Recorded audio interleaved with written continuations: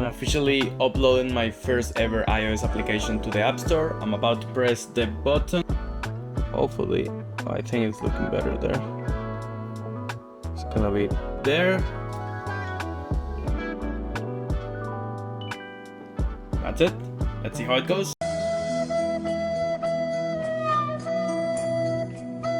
80 to 90% of the free trials of your app will happen in the first day that your user signs up for the app. At least that's what I learned by reading the 262 pages on the RevenueCat Report for Apps 2024. And I was blown away by how important it is to have an onboarding flow for new users. It was one of those things that I understood, but I never realized how important it was until I started reading this report. If you're not gonna read the report, just watch this video and I'll summarize it for you. Otherwise, you could just plug it in on Cloud projects or maybe do some deep research with ChatGPT. And it's gonna give you a really good summary of what the report was. But the biggest takeaway from this video is to improve your onboarding flow for new users as much as you can, because the majority of your revenue will come from there. Hard paywalls convert better users. The median download pay to conversion is 12%, but only at 2% if you have a freemium model. I think that's something that we've been seeing more and more in newer apps, especially for indie developers, where they just decide to charge for the product right away. Before, we used to follow the example of companies like Facebook and things like that they stay free for such a long time, but being real, we don't have that much time to actually market a product while we're losing money or while we're investing our time in it. It's actually reassuring, at least for me, to know that using a hard paywall is going to be more functional than to have a freemium model and then charge a user. Of course, there's a trade-off. You're probably going to have less users in your application, but that means that you're going to have higher quality of users because they really want to use your application. Don't think that you're going to have the same volume that an application that is completely free or a freemium model, but you will have more revenue.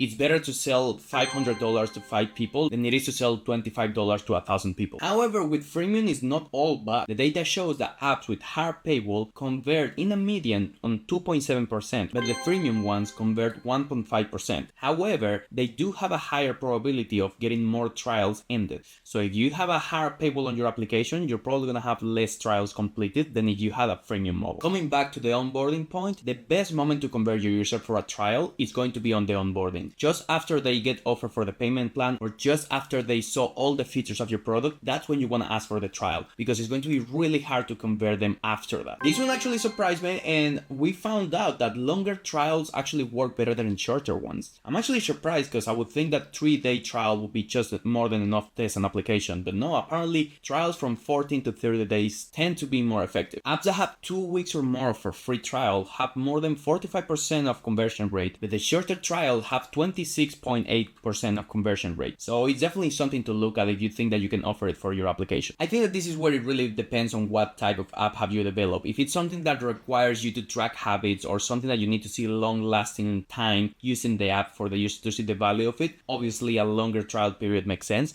But if it's something that is solving a specific pain point or a specific issue, just have a shorter one. Honestly, don't overthink it. At least that's what I'm planning to do with my applications. During that trial is the most important part that you have to convert the users for that they don't actually cancel the trial after it ends. Best applications convert more than 60% of the people that go into their trials, which is another area that you need to tackle if you want to have higher conversion rate on your new users to the application. Make them happy, showcase the features, make them try the app, make sure that they're understanding what the app is about. Don't just vaguely think that everyone knows what your service is, or try to always make it as simple as possible. And surprisingly, lower pricing also translates into better conversion. Apps with low price plans convert on a 47.8% the users that they have on trial, whereas high price plans they only convert 28.4%. Apps with lower price plans they convert in a 47.8% to the users that go into the trial and the ones that end up becoming actual users. But high price plans they convert about 28.4% of their trials. So that's also something to think about, because in the end it's money. Do you actually offer enough value in that subscription for the users to say yes? And obviously the less money you got to put in as a user, the easier it's going to be for them to be converted into the use of your application. This is where you have to start thinking about the trade-off of things. Lower prices or higher trials are going to attract more people to your application. They could reduce your revenue per user. Think more about the long term. Think about how long it takes you to actually make money from that user or the lifetime value of that user rather than the short-term monthly subscription. And test it out on your app. Try the 7-day, try the 14-day, try a 30-day trial. All of those are experiments that that you need to individualize to the application and the offering that you have. Because if something that left me clear after reading this report is that the category of where your app is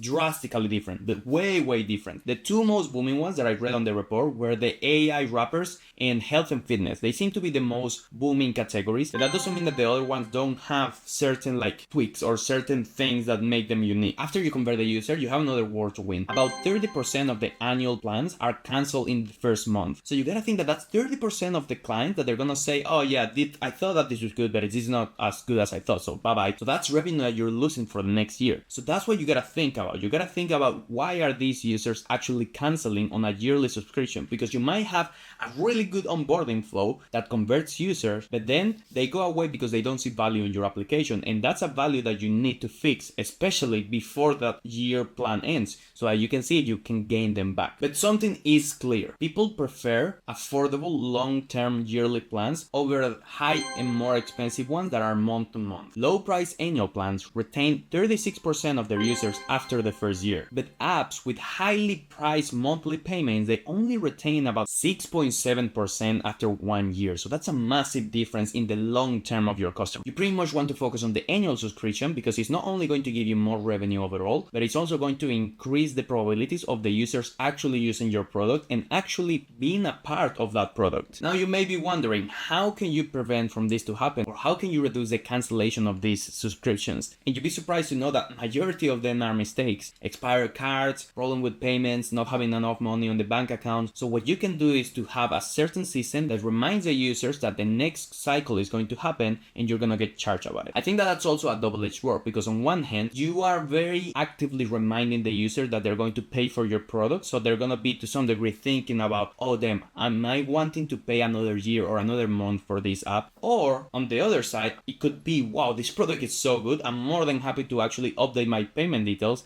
and figure what this problem is, so these guys can keep getting money. It's a trade-off. It's definitely a trade-off. So you might want to take a look at it before you make a decision, but you definitely have to test, maybe do some A/B testing on both sides. This stat finally confirmed my bias, and is that React Native is the best framework that you can use to build cross-platform applications, and it's the one that's the most profitable of all of them. Even Flutter, Swift, or Kotlin. Still, React Native is the one that brings the most money to developers. A median of about 2.2% of users convert to paid on React Native applications, showing something even as high as 10 to 12% on some applications. So that's amazing. Looking at revenue per install, React Native still comes out at the top after 60 days, with the highest median revenue per install, where it's $0.44. And at the 90th percentile, you have $3.54 per install, which is crazy. When we compare it with something like Flutter only has on the 90th percentile $2.24 per install, which is still amazing because it surpasses Swift and I think also Kotlin. So it's great. The only one that looked a bit weaker on the cross-platform frameworks was the retention. They looked slightly lower both for monthly and annual subscriptions. It's not a crazy difference, but it definitely showcases that there's a native difference that makes the apps feel a bit more natural, or they have more access to better technologies because they're more immediate to the frameworks that the actual devices are using. But there's definitely a slight difference in that. In my opinion, not enough for you to convert yourself to completely code on Swift or Kotlin. If that's what you want to do, that's great, but I'm still a big defender of React Native. You still gotta think that if you want to have a cross-platform application, it's going to be ages, like years away faster to code in Flutter or React Native than it is going to be to code it in Swift and in Kotlin. It just doesn't make any sense. We know that lower price subscription converts to trials at a higher rate, but what a lot of applications do is that they offer an annual plan with a very big discount. It's a win-win. The customer gets a big chunk of discount and you get just a yearly subscription that you know that your user is going to be using the app. The common sense is still king here. Have a monthly payment for a bit more of money with more flexibility for the user if they want to cancel, and have an annual plan that is super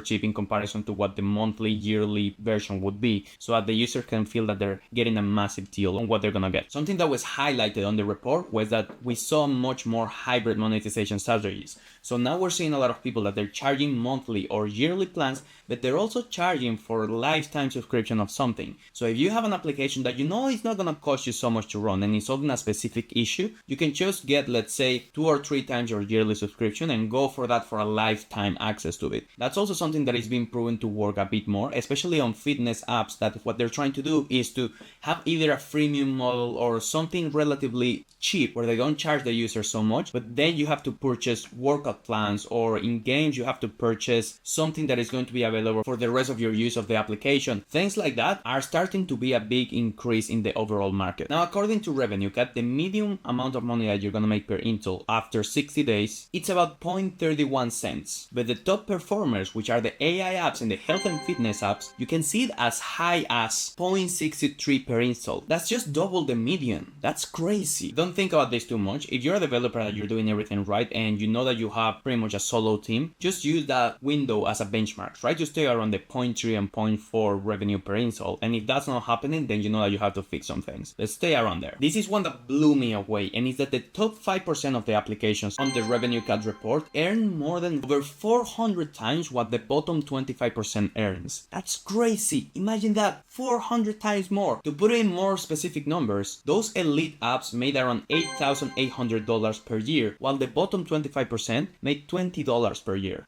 I think that this is also related with AI and vibe coding. We're just seeing a big more amount of applications being launched because now we have a lot more developers, or at least wannabe developers, whatever you want to call it. But essentially AI is going to allow to have a lot more code available in the world. I think that GitHub was releasing a statement like that where the amount of code or the amount of pushes, or I don't remember if it was also the bugs, they're all just drastically increasing after the release of ChatGPT 3. So I think that's some food for thought. But if you have to resume this video, is that you gotta make 80% of your effort into that onboarding flow, and then A/B test as much as you can, yearly plans, hard paywalls, things like that, and try to benchmark it with the numbers that I gave you on this video. Don't just try to replicate everything that you had. It changes a lot depending on the category where your application is. And if you also plan for average, you might have an average application, and you can maybe have one of those outliers that is earning 400 times more than the last 25% of the applications. You never know. So that's where you have to trace things out and try to do it on your own way. If there's something that I learned after reading this, I'm definitely going to redo the onboarding flow of the applications that I have, because I was just using a React Native onboarding flow or something like super simple. I wasn't paying too much attention for it. But I think I'm gonna have to develop something much more pretty or something much more intuitive using Lottie files and things like that, because I really love Lottie animations. I think they're amazing. The first time that I saw one, I was like, damn, this is what Duolingo uses. Now I know what they're doing. But you just want to put 80% of your focus on that, because that's going to give you the majority of your revenue. If you can convert your users in that day 0,